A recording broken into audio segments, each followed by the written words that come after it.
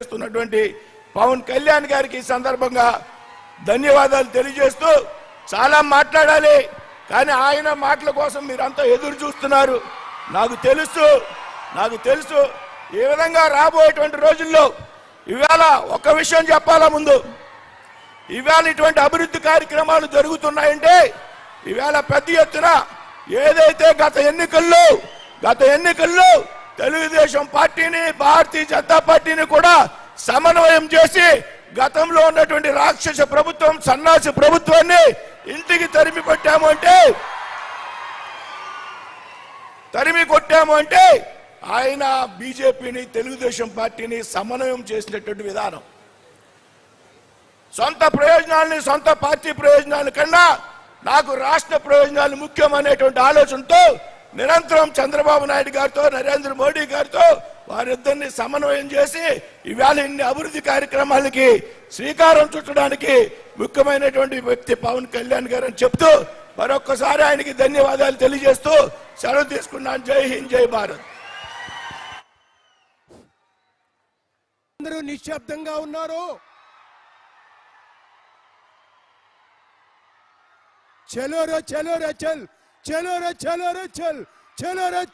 చల్ అని పేరవలికి విచ్చేశారు.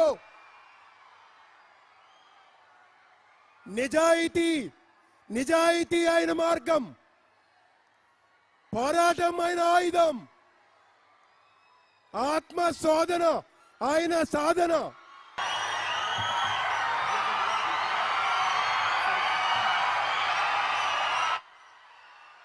మీ మెడలో ఎర్ర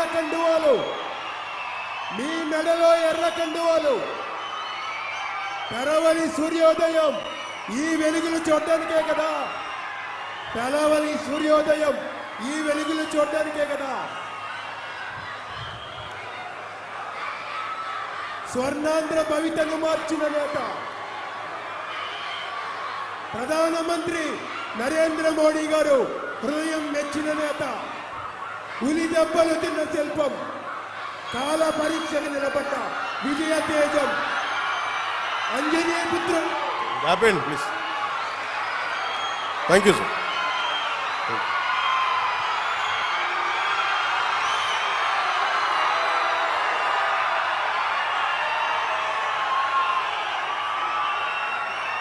అమరజీవి జలధార